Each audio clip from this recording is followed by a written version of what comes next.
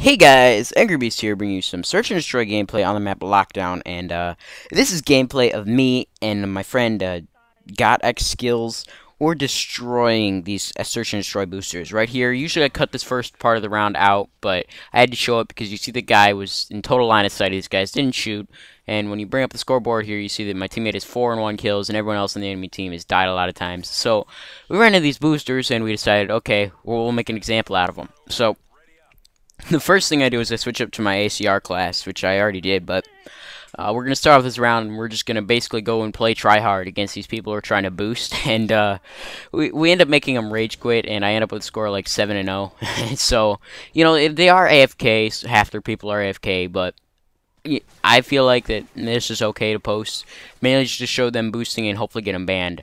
We're in party chat, as you saw, because this is team tactical. We want to play a little bit of team chat together. So when we started up, we got joined into a search and destroy lobby, and this is what we ended up getting with. But it's okay though. We won the game, and that's pretty much what we came to play for. And you know, something needs to be done about Team Tactical Search and Destroy, because every Team Tactical match I've joined on Search and Destroy has been like this. So I know I haven't played too many Search and Destroy T-Tacs, but to be honest, the boosting in Search and Destroy is crazy when you have Party Chat enabled. There's a reason why Party Chat is supposed to be disabled, and that's because people play like this. I mean, they'll run up and they'll kill their teammates, and that just doesn't make any fun for a game. I mean, especially when you're playing a Team Tactical, which is meant to be played a really close game between small amounts of people. But, you know, I don't know how they could fix this, really, other than taking Team Tactical, Search and Destroy out of Team Tactical. And that's one of the main reasons why people play Team Tactical, is for Search and Destroy. And not just for boosting. I know not everybody boosts in Search and Destroy and Team Tactical, but I ended up getting the final kill this round, because I didn't know how these guys were going to play. I didn't know if they noticed that we joined and they were going to change their playstyle. So we decided to play awful defensive and just wait for them to come to us, and it ends up working out in our favor. So, you know, boosters are an interesting subject. You know, on one hand, I understand where they're coming from. It could be really hard to unlock all the camouflages, all the titles and emblems, and all that stuff. But on the other hand, that kind of removes the challenge of the game for me. Part of playing the game is having the challenge of playing that game. And when you want to cheat with your friends, it just seems like you're taking away from the spirit of the game.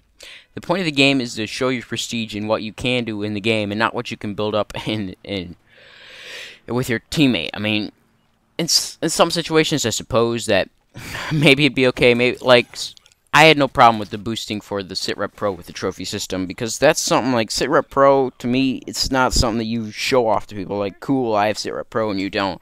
It's just something you get, and it doesn't really affect the game too much. When you have boosters who are boosting for titles and emblems and all this, and that affects the pace of the game, especially when they're trying to do it in a public lobby with people who are trying to play the game legit, it really just makes for not too much fun of a game. I mean, luckily there are no tactical insertions in Search and Destroy, which is a good thing. I mean, if tactical insertions were in Search and Destroy, they'd leave a whole other level of boosting, but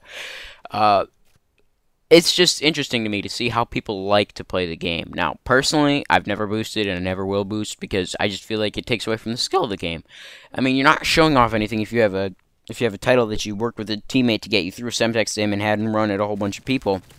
To me, that's not how you're supposed to get those titles and stuff. I mean, you're supposed to just get them by playing the game. I get lucky there, almost get grenaded out.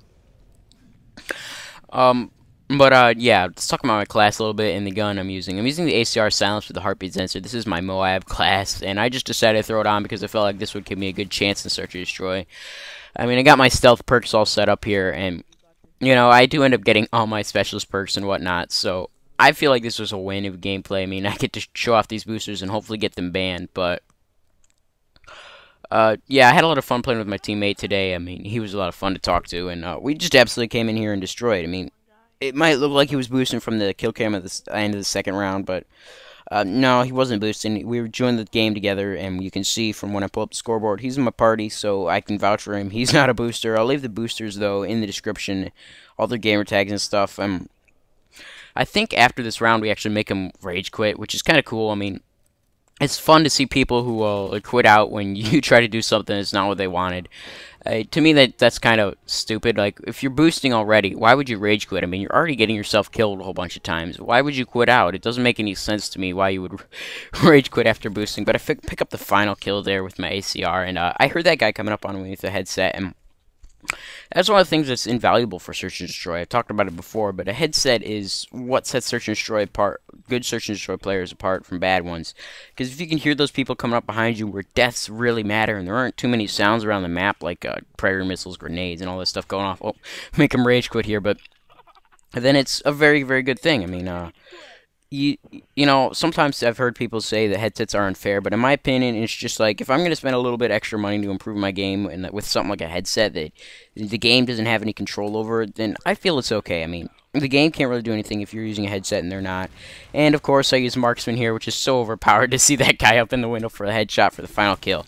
Hope you guys enjoyed. I'll leave the boosters, gamer tags in the description if you want to spam them up or send them over to Band Candy. But guys, I hope you enjoyed. I'm Angry Beast and I'm signing out. I'll leave you with this final kill cam.